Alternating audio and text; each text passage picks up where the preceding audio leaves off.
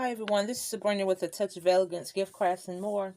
I want to share with you all what I'm doing right now. I had to put my Valentine baskets on a hold just for a couple of days. I had to put it aside for I gave myself a 2-day break from Valentine and I had to start some orders that people were putting in because they're taking down their Christmas decorations and they're putting up like things that can last all season until the springtime come in. And then I have some orders for Valentine decorations also. So I'm going to complete those. I'm going to do a video on the Valentine decorations that I have coming up. And plus, this is something that someone ordered for seasonal. They wanted something that they could put up all season, all throughout the season, whenever they're changing their holiday decorations. So this particular customer, she said her shutters on her house is black and her house is gray, so she wanted something black and gray for her home. And I did her a wreath, but now I'm working on a mailbox swag. This is something a lot of people do here in the South. They decorate the mailbox with a swag. So I'm in the middle of finishing this, and I thought about it. I said, well, let me do a little video on how to create a mailbox swag. But I'm just going to talk you through the steps that I already done. But on my Valentine swag, I have to take you from the beginning to the end of it. But what this is just a swag that we got during, a lot of people use them for the holiday Christmas season, but I use them all year round for my swags, even for my summer swags, because by the time you finish with them, you won't see the greenery up under it.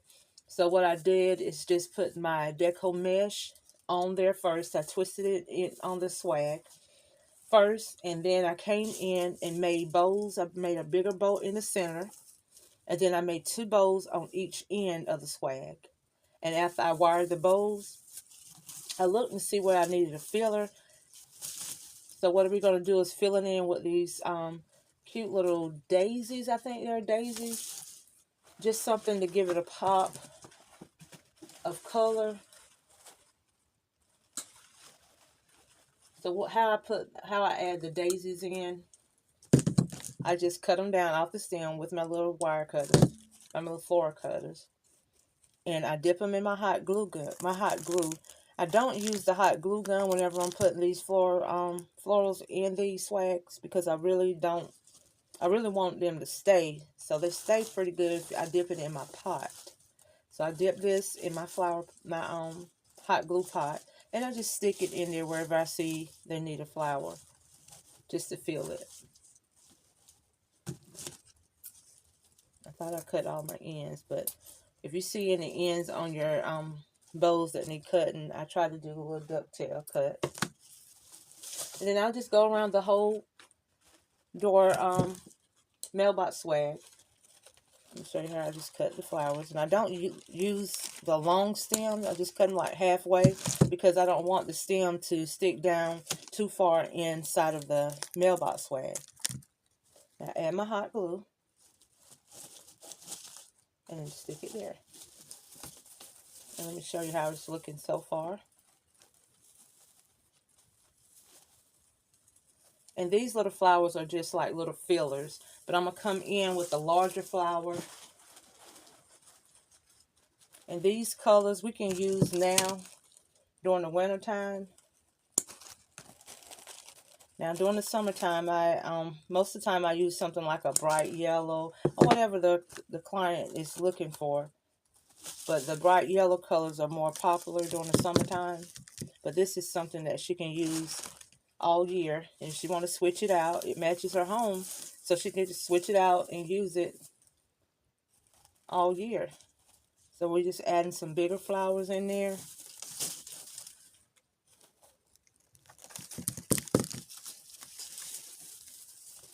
And I will get back to my Valentine, but I have to complete my orders, and this is what I do full time.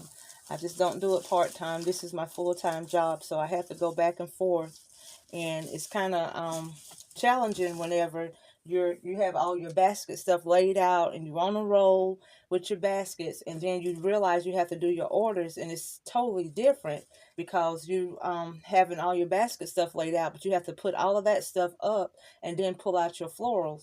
So that takes like a half a day just to clean up the things that you were doing for your basket to complete these orders. So that's why I've been kind of MIA. I had to take 2 days off to get myself prepared for these orders like this. And I love these orders. I love doing the floral arrangements. This is what I really first started off doing. And you have this look, and I'm going to go in. I see where I need a flower here. And people just love putting these on their mailbox. And what I did is I matched this with the wreath that she ordered. I'm going to show you that in just a minute. And I go up on the bottom, and I put two pieces of wire on each side. I hang the wire on each side so that the customer can hang this arrangement on their mailbox. And this is how it's going to look. It's going to fold downward, and it's going to sit on top of their mailbox. Some people like them real big like this. Some people ask for them more smaller, but this particular client, she wanted it really full, and she loves the big full arrangement. So this is what I'm trying to give her. But I'm going to show you how I add my wire onto the bottom.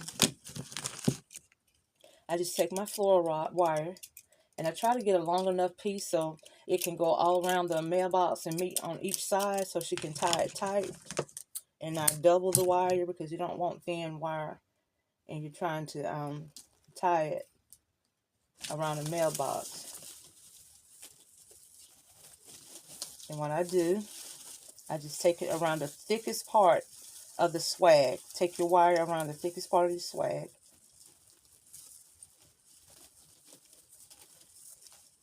And you just twist it. And go back and secure it with a little bit of hot glue. Even though it's twisted on there, just put your little hot glue just to make sure it's not going anywhere. And then you do the same thing on the opposite side. And you have to excuse my table because whenever you're working with flowers, you have flowers everywhere, stems, some of everything, ribbon. And like other things that I make, if you can make a bow, you definitely can make a mailbox swag. They are very, very simple. You take your wire, put it around the thickest part of your swag, and you feed it through, and come back around, and you twist it. Make sure it's good and tight on there.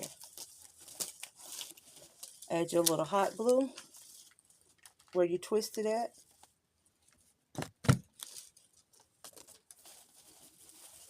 And that's how they will secure it onto their mailbox. These are the two wires, and they'll sit it on top of the mailbox. Take the wires and twist it up under the mailbox. And this is a full mailbox swag.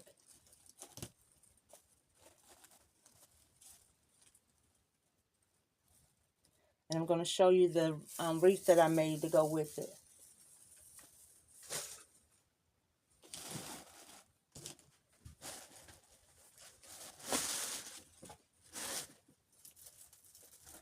She ordered a extra large wreath, so it may be kind of hard to put in frame, but just to give you some idea of it, this is the wreath.